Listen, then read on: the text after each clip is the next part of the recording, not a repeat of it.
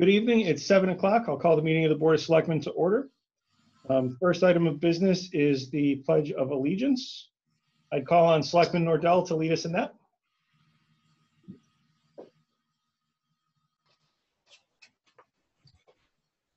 I pledge allegiance to the flag of the United States of America and to the republic for which it stands, one nation, under God, indivisible, with liberty and justice for all. Thank you, sir. I see all members of the Board of Selectmen are present. Approval of the December 17th regular meeting minutes. And now that we're in the meeting and the meeting is being recorded, I would just echo my comments that I thought Peg did an excellent job with what was a very dense meeting last time. She did a really good job of capturing the discussion. So, Peg, thank you for that.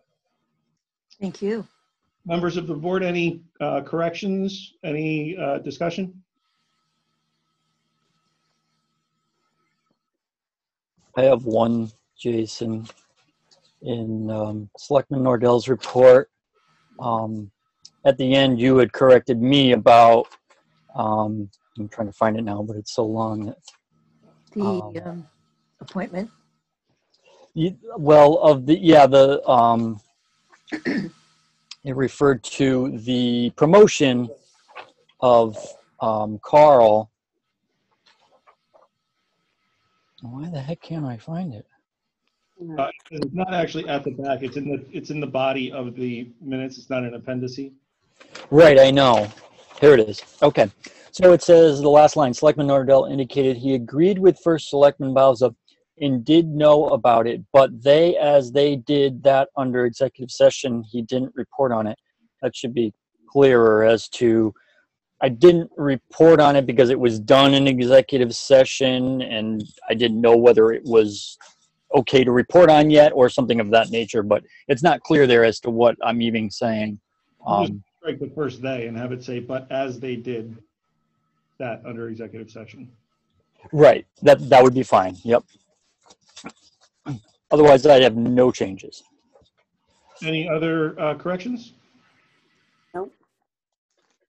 Good night, ladies. Thank you. If not, a motion would be in order to accept the minutes as amended. Make a motion to accept the minutes as amended. Is there a second? Sarah Muska, Selectman, I'll second. Motion made by Marie, seconded by Sarah. Any further discussion or corrections? Seeing none, Selectman Baker. Selectman Baker votes in the affirmative. Selectman Nordell. Aye. Selectman D'Souza. Aye.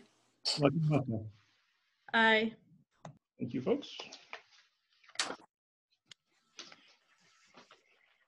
We are now on to public participation. This is one of the public opportunities to address the board. Please identify yourself by name and address and turn your camera on if you have it. Are there any members of the public who would wish to address the board?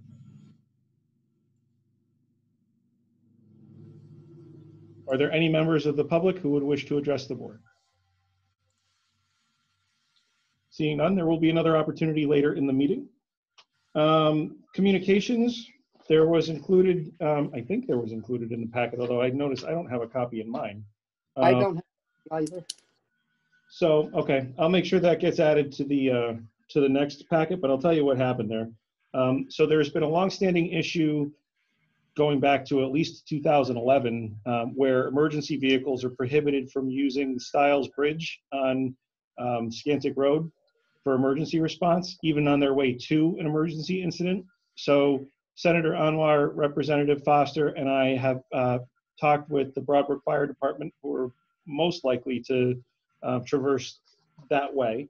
And we've implored the Department of Transportation to either grant an exemption for emergency vehicles in that, at that bridge, or in the absence of their ability to do that, expedite any repairs or improvements to make that safe for emergency vehicles.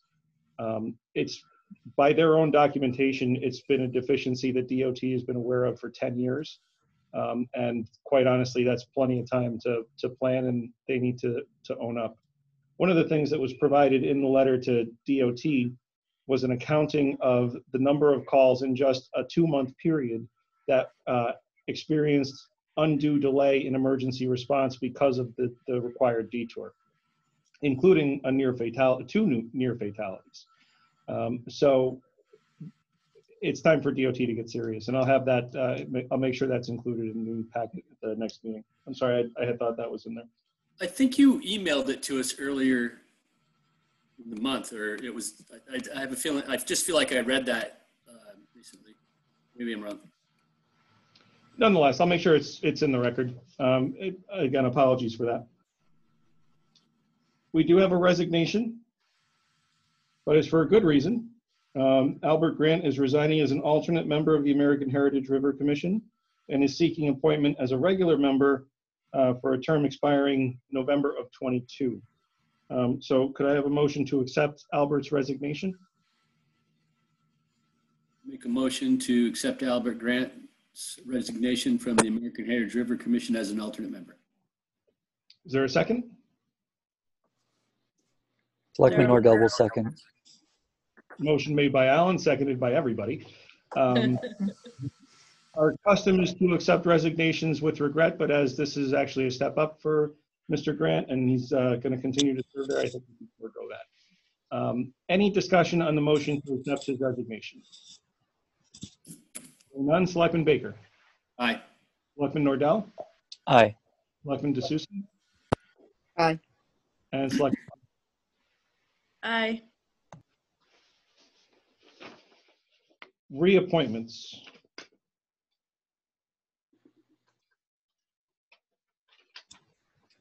Selectman Nordell will Motion. move to reappoint Mary Hevner of the Ethics Commission for a regular member for a term expiring January 24th, 2025. Second. We'll be here before you know it. Motion has been made and seconded. Any discussion? Selectman Baker. Aye. Selectman Nordell. Aye. Selectman D'Souza. Aye. Selectman Muska. Aye. So appointed. New appointments.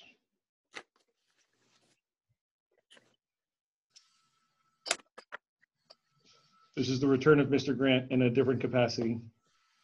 Make a motion to appoint Albert Grant to the American Heritage River Commission for a regular member term expiring November 1, 2022. Is there a second? Sarah Muska, Selectman, I'll second. Motion made by Alan, seconded by Sarah. Any discussion on the appointment? Selectman Baker. Aye. Selectman Nordell. Aye. Selectman D'Souza. Aye. Selectman Muska. Aye. I'm going to ask that we postpone agenda item 8A. Selectman Nordell, so moved. Second. Motion made by Charlie, seconded by Alan. Any discussion? Postpone just for the evening or postpone just a moment? Yep, there's going to be a number of items that we're going to postpone until after we take them up in executive session with the expectation that should action be necessary afterwards, we will revisit. Okay. You know there was a letter to the editor? Mhm. Okay. Any further discussion on the motion to postpone? Selectman Baker. Aye. Selectman Nordell. Aye. Selectman D'Souza. Aye. Selectman Muska. Aye. Okay. Thank you, folks. South Road ownership update. There is some news on this. We got authorization from the Bond Commission to allow us to move forward with the conveyance of the property to the affected homeowners. That's the good news. That went through the Department of Housing, the Office of Policy and Management, the Governor's Office, and the Bond Commission. And now we get to the starting line. There is still a considerable amount of work left to do in order to move that project forward. But the good news is that the state has indicated that they're willing to allow us to do that work. So what we are doing, or what we need to do now, is we need to engage with a surveying company, where the preferred vendor is J.R. Russo's, to do land survey and subdivision mapping of the property. and to do a final lot planning. This is also that we can make sure we have the appropriate meets and bounds and lot lines so that when we're at the point where we can convey the property, we know specifically what is being conveyed. There is going to be a cost associated with that should be just about $15,000. I don't need to come to you and ask for approval of that funding because there is CNR money that's currently available specific for the circumstances in that neighborhood. So we can draw down on that as it's appropriately budgeted already. But I just wanted you guys to be aware that, first of all, the state has released control of the property, and secondly, that there is now a lot of work that's going to be done, and there's going to be some cost incurred to do it. That's my update on that. Are there any questions or comments there? Jason, now that the town has allowed us to subdivide that, are the residents, until it's actually subdivided and give it to them, still required to pay the fee? Yes. Okay. So the circumstances that the state has allowed us to do now is to convey the property if the parties are interested. We're not going to compel conveyance on anybody, but my understanding is a vast majority, if not a totality of the neighborhood is interested in this. If there is a property owner that doesn't want to own the land that their house sits on, we'll cross that bridge. We're not going to compel them to do it. But it's in the absence of that, the underlying land lease still controls. So they're still obligated to make those monthly payments. We're still obligated to do all of the things that we're required to under those conditions. So in the absence of any conveyance, it's status quo. That was a long-winded way of answering your short question, but I thought that's important to remind people. That part was the answer, but I just wanted to make sure that everybody was on the same page with it. Yeah, we're not forcing them to do anything. We're providing an opportunity for them, and we'll see who takes it. Yep. Other questions or comments on that? So once this work is done, there's still some internal stuff that needs to be done at the staff level. I'll keep you guys abreast of that, but I don't want the perception to be out there that we're not, now that we're able to, that we're not working towards the objective, which is ultimately to convey to those property owners who are interested. Our next item of business, if there's nothing else on that, 9B. So we have an ordinance that's included in your packet that allows for an additional exemption for veterans or spouses eligible for exemption under the general statutes from their property tax payments. There's a provision in there that you see that the applicant shall be required to file an application on a form prepared by the assessor on a date no later than. There's an executive order that was issued that waived the requirement for reapplication for elderly, but that executive order did not cover veterans. So the assessor has asked me to approach you guys about amending this ordinance, and I have a couple of suggestions for how to do that. But first I wanted to provide some, well, really just the numbers. There are, we think, 13 past applicants still living that this would affect. And it's not an amount, not an inconsequential amount for these folks. So there is, I believe, there is an executive order that allows us to move forward with the amending and reissuance of ordinances as may be deemed necessary without going through the customary town meeting process, which, as you guys all saw last week, is not easy to do. So the amendment that I would propose is in section 2. At the very end, I would insert just one sentence that takes into consideration the circumstances of the 2020 grand list year, which is the year that we're talking about in terms of new exemptions. And I would just, the last sentence would read something like, no reapplication shall be required for grand list 2020 due to the COVID-19 pandemic. So the existing underlying language would remain in force that applicants would be required to apply on an annual basis, but we would be carving out the particular circumstances of the 2020 grand list year because of the pandemic. If you guys are amenable to that, I will or some verbiage relatively close to that.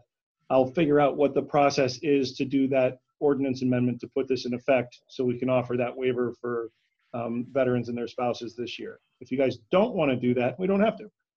But the assessor brought it to me and asked that I bring it to you. So that's where we are. When was the application due date for 2020? Because it's by, I want to say it was November 1st. and do we know if anybody stepped forward to fill it out? There were I don't know that. I know that there were 13 people who had gotten the benefit before who are not getting it now. I don't know if there were 30 people before and 17 of them did come forward. I don't know the answer to that. Okay.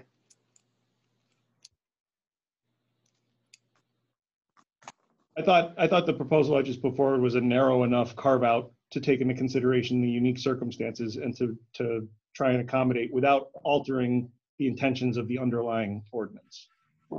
And then you'd have to go back afterwards and readjust it and remove that line? Is that No, the intent? it's applicable only to the year in question. So it would only be the 2020 grand list year, which is just 1 year. Okay. I don't have a problem with it. Anybody else? Sarah Muska, Selectmen, I'm fine with that. Okay, then what I'll do a little due diligence and figure out what the specific process needs to be. And if that requires coming back to you guys and taking some additional action, this will show up again. If it can be done administratively, then I'll take that course. But as long as everybody is on the same page, I'll move forward accordingly. Okay? Works for me. Our next item of business would be agenda item 9C. I would ask that we postpone that. Make a motion, we postpone 9C until after executive session. Second. Made and seconded. Any discussion? Selectman Baker. Aye. Selectman Nordell. Aye. Selectman D'Souza. Selectman D'Souza. Selectman D'Souza votes in Sorry. Aye. Selectman Muska. Aye. Okay. This next agenda item, I'm going to turn over to Charlie. Charlie asked for this to be put on there. There are 2 boards that he identified as in need of some sort of representation. Charlie, it's all yours. Okay. In the case of Diversity Council, you know, yes, they do need a little help. I know that you know, both Bob Leach and Rick Laborious are on board with her and her their council, but she sometimes has a lot of fumbling with Robert's rules and things of that nature. And again, you know, liaisons are just there to simply not participate necessarily in the meeting, but to just convey to the rest of this board what is going on in the other meetings that we are assigned to. And they currently don't have a board member from this board assigned to their council. And I think it's important that they have one. And as far as the Hartford Foundation for Public Giving, I've actually gotten 2 complaints about this one from people on this board who say there's not a lot of progress and there seems to be a lot of, I don't know, instability amongst the group. And again, we're not there to be a referee or anything of that nature, but I think it's helpful when there's a board member there that can answer an immediate question or help with Robert's Rules of Order or something of that nature. So I just, you know, thought that we should look into that and discuss whether someone should be assigned to those 2 boards.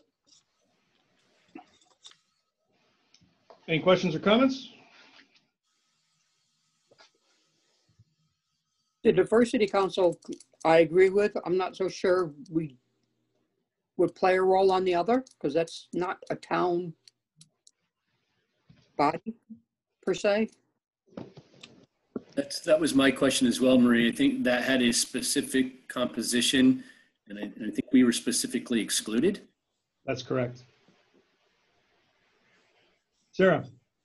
Sarah Muska, Selectman. I share the same concerns as Marie and Alan because that's not a town board, and I noticed like it's not on our website, so I wouldn't even know how to attend a meeting of theirs or anything. But I do remember elected officials were not allowed to be a part of that whole process, from what I remember. Yeah, that's my recollection as well. And I was on the board when that started, and they specifically did not want local politicians involved. They were crystal clear about that. In terms of their search committee, in terms of their membership committee, and in terms of any decision-making associated with it. And well, so Charlie, I think we have your answer on that one. Yeah, well, and I agree with that too, that, you know, we shouldn't have a role in, you know, in saying anything or you know, making decisions, obviously. We shouldn't in any of these cases, honestly. We're just there simply to, you know, report back as to what's going on and what's not. But if that is their purview to not have anyone, then I guess they're going to have to work out their issues on their own. I think, so how about this as a middle ground though? I don't think there's anything wrong with asking them to come to a selectmen's meeting and just give us an update on how they're progressing. That's actually already in the works. They're already planning on coming? Oh, yeah. In terms of the diversity council, that's a good idea. And when we assigned liaison roles, they didn't exist yet. So Charlie, you brought it up. Would you like to do it? I can do it. I have that schedule available, that night available. It doesn't conflict with any of my others, so I can do theirs. Anybody else interested? Selectman Nordell, you're appointed. Gee, thanks. There's two ways to get put in charge of something. Either it's got your idea or you miss the meeting. Okay. The next is the discussion of the police dispatcher's contract. I would ask that we postpone that. Marie D'Souza will make that motion. Is there a second? Second. Motion has been made and seconded. Any discussion on the motion? Selectman Baker. Aye. Selectman Nordell. Aye. Selectman D'Souza. Aye. Selectman Muska. Aye. Okay. And discussion of tax sale and tax auction suspension. I would ask that we postpone that. Selectman Nordell, so moved. Is there a second? Marie I'll second. Made by Charlie, seconded by Peg's choice. Selectman Baker. Aye. Selectman Nordell. Selectman Nordell votes in the affirmative. Selectman D'Souza. Aye. Selectman Muska. Aye. Okay. Tax refund.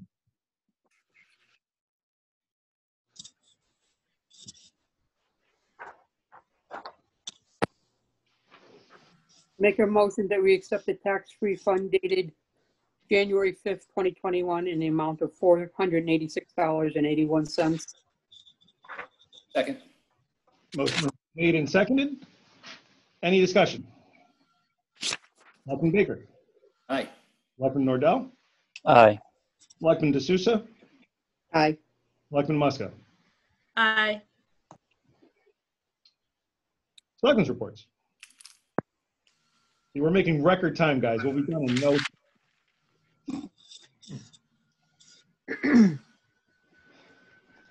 All right, I'm going to start off by, I generally try and avoid things that are overtly political, but I have to say that I was incredibly affected and appalled at the insurrection that took place yesterday at the Capitol building in Washington. I don't think anybody condones violence or vandalism, especially when it's intended to disrupt the normal course of our democracy.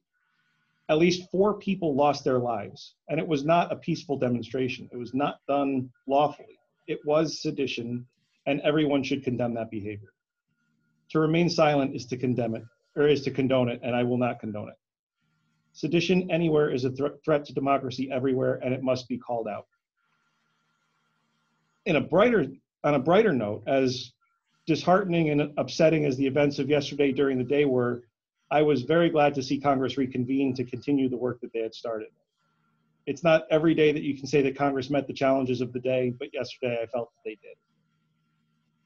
So with that said, I'll turn to more parochial issues that I tend to like to talk about much more. On December 23rd, I joined Senator Anwar and members of our emergency management team to receive a donation of 1,000 N95 masks for East Windsor first responders. Special thanks to Biotech in South Windsor for this generous donation, keeping our frontline first responders safe.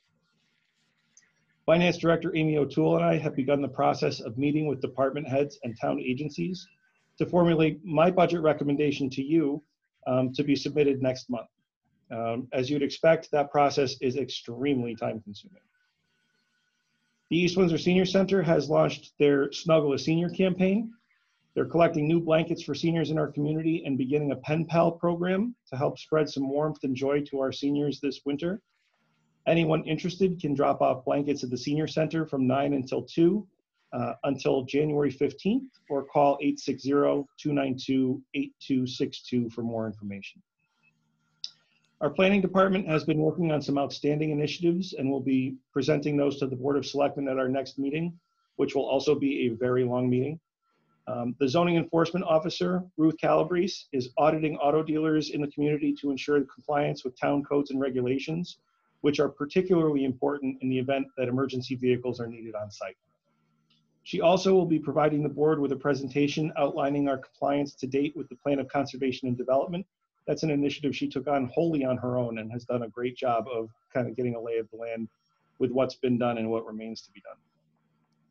Also at our next meeting, we will be debuting a new commercial real estate marketing tool that has been completely developed in-house by interim town planner Mike D'Amato. This user-friendly tool will help realtors interested in marketing commercial properties in East Windsor attain a clearer picture of the many opportunities available here in town. I want to thank area realtors Jay Madigan, Bill Arts, Chris Davis, and Josh and Becky Collides for their feedback as we developed this tool, and offer my thanks and a job well done to both Ruth and to Mike. That's all I have. Marie. Yep.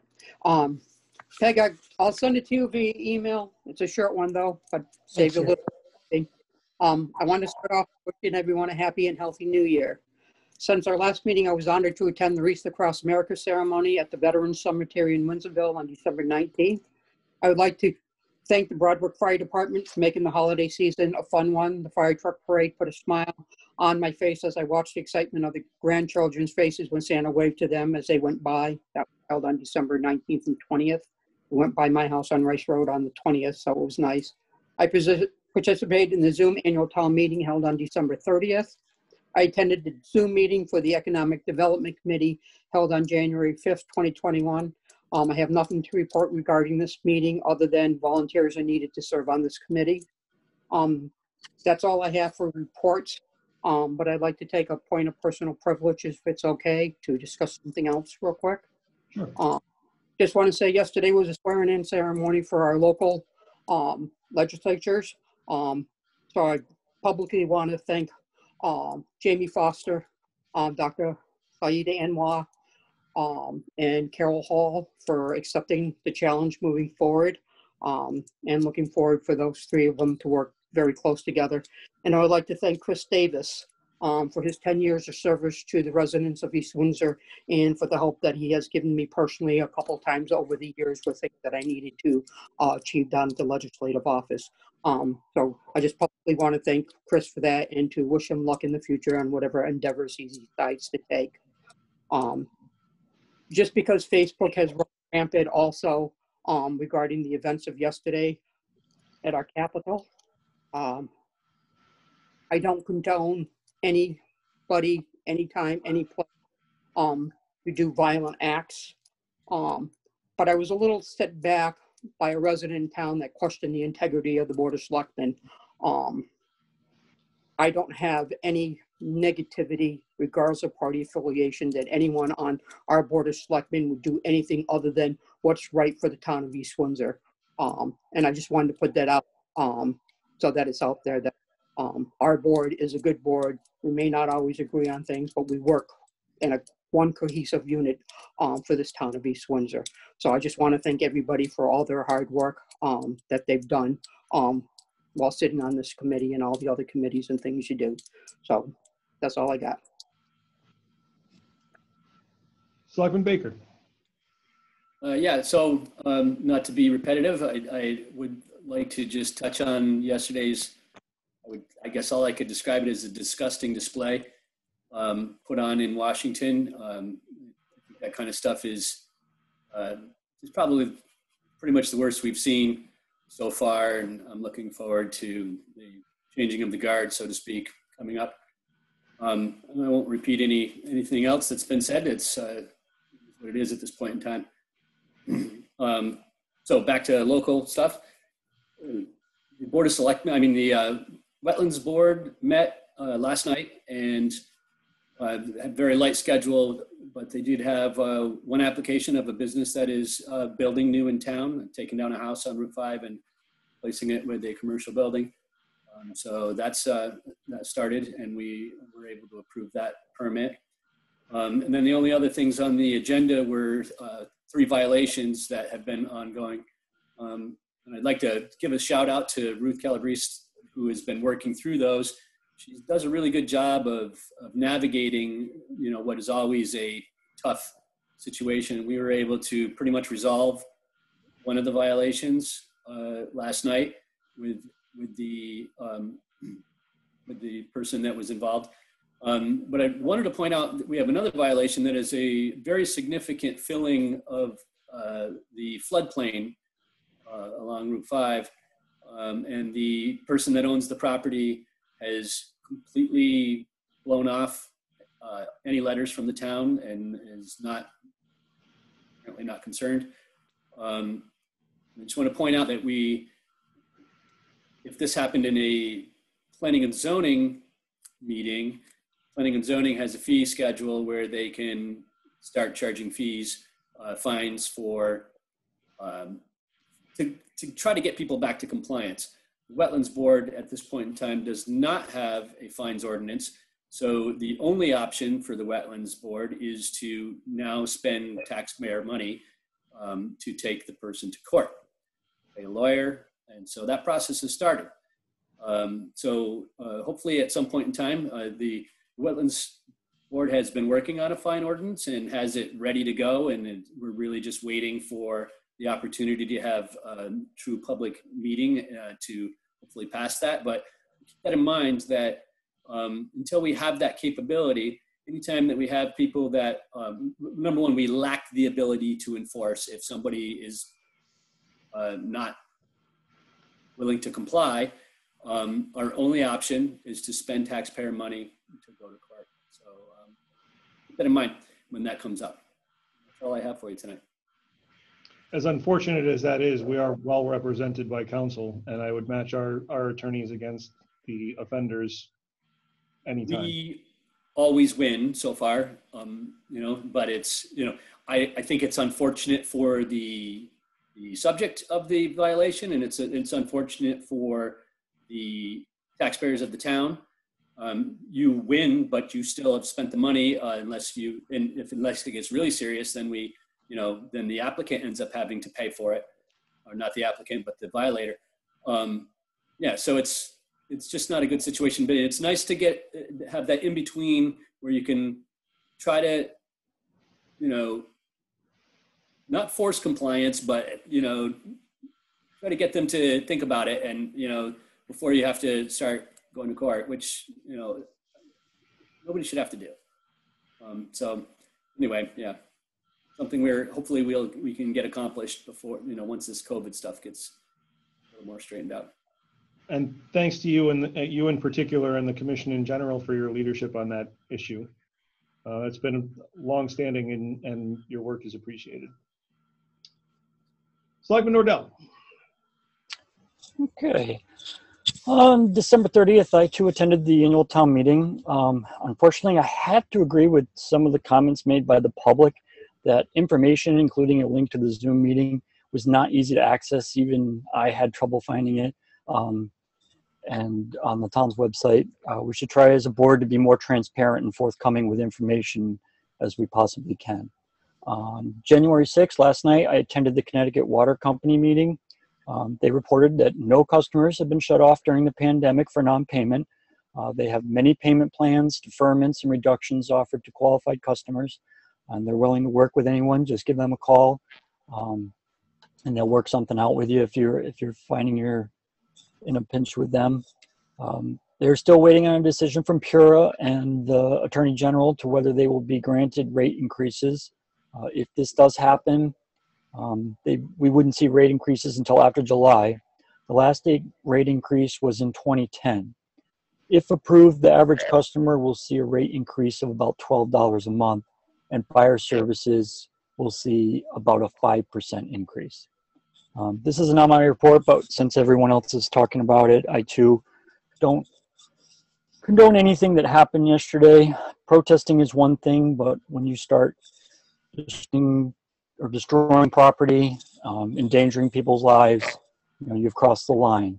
And I want to thank Marie for putting out what she did. There's a lot of us that carry the R, but that doesn't mean we all stand for the same things.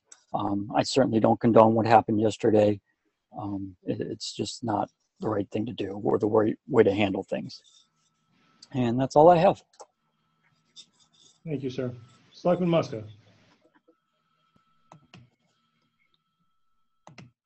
Okay, Happy New Year. Hope that you all were able to enjoy a little quiet time for yourselves to recharge and celebrate the spirit of the season. I too was sickened by the events that took place at our nation's capital yesterday. The disrespect for the democratic process and the vandalism of the People's House was heartbreaking.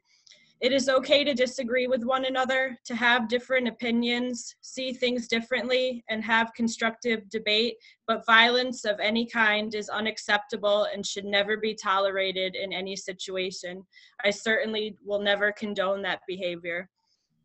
On December 28th, I attended the Diversity Council meeting. I suggested that the council work on putting forth an Equality Act resolution for the Board of Selectmen to consider adopting at an upcoming meeting.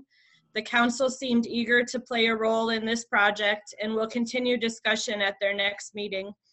On December 29th, I listened in on the Planning and Zoning Commission's meeting to hear the results of the Warehouse Point Planning Study Survey that was mailed out to property owners within that section of town. This study is part of a responsible growth and transit-oriented development grant from the state of Connecticut. I was curious to see what residents' feelings were on possible zoning and infrastructure changes. 250 surveys were sent out, and there were only 50 total responses that were returned. Of those, 51% are homeowners. 58% of people would like to see new development in Warehouse Point, while 23% do not. 80% of the responses have experienced or have seen the Connecticut River flood. Videos and additional information on this study can be found on the town's website. On January 4th, the Warehouse Point Fire Commissioners met. The Clerk of the Works, Chief James Barton, discussed the progress of their 2 ongoing projects. The building addition to Station 1 will be on the January 12th Planning and Zoning Commission's meeting agenda. If they receive the final approval, they can proceed with applying for a building permit. Chief Barton is still waiting to receive drawings of the new truck for the commissioners to review.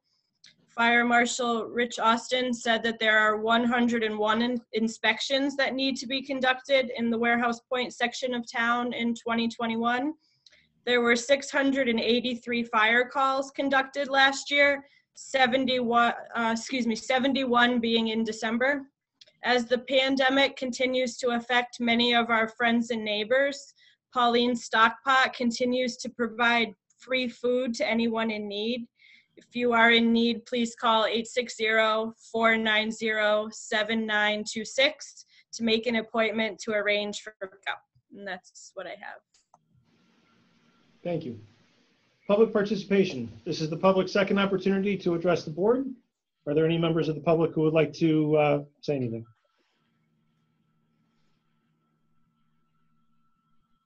Seeing none, our next order of business would be to go into executive session.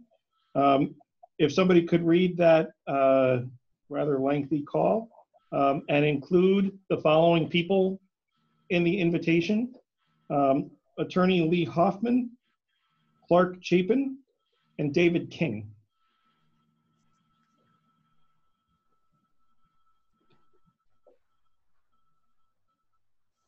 Alan, you're muted.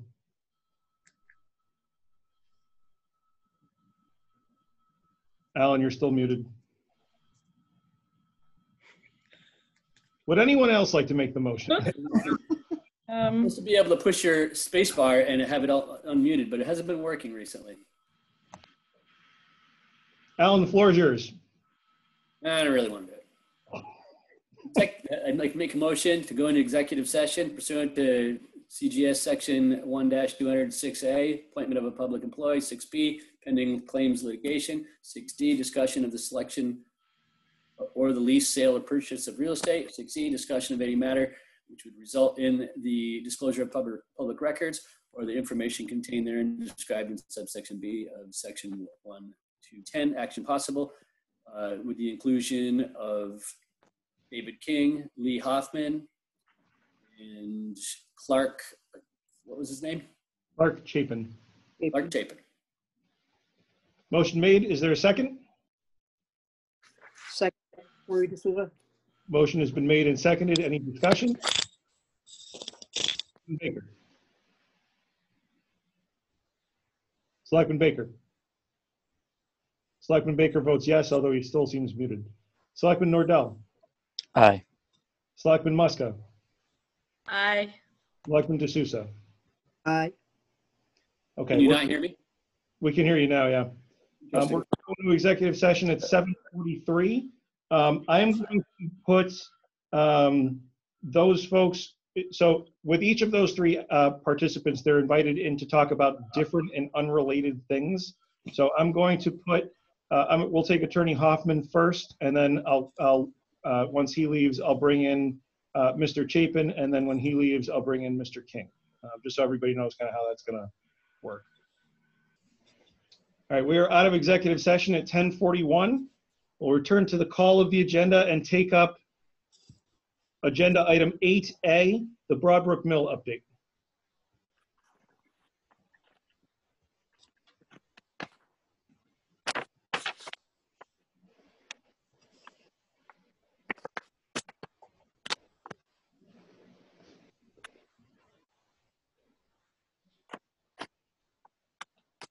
So on that one, there is a letter that's in draft. The motion would be to incorporate the recommendations from the selectmen and transmit that letter.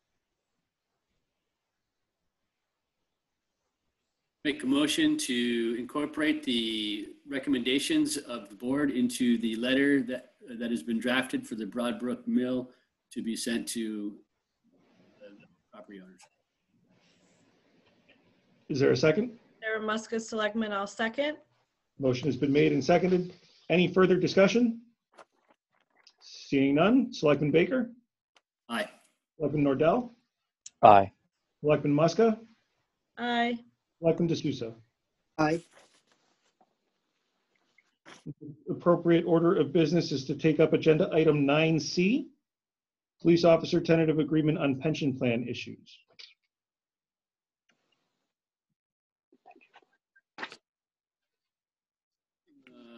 Make a motion to accept the tentative agreement between the town of East Windsor and AFS-CME Council 4 Local 3583 uniformed sworn police officers, tentative agreement on pension plan economic issues, November 23rd, 2020. Is there- Second. Motion has been made and seconded. Any discussion? Seeing none, Selectman Baker. Aye. Selectman Nordell. Aye. Selectman Muska. Aye. Selectman D'Souza. Aye. Our next appropriate item of business is agenda item 9E, discussion and approval of the East Windsor Police Dispatchers labor contract. And in the motion, you need to authorize me to sign it.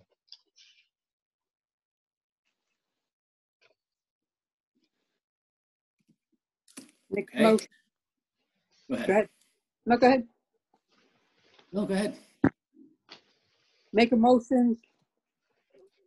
Go ahead.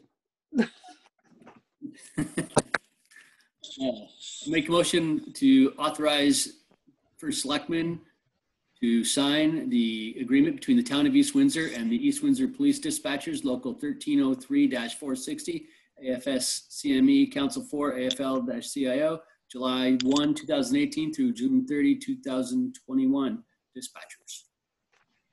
I'll second that. Motion has been made and seconded. Any discussion?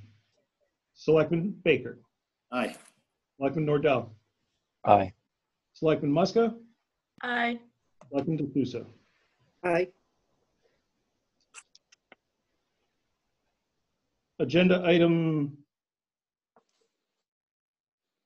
Did we need further action on 9F?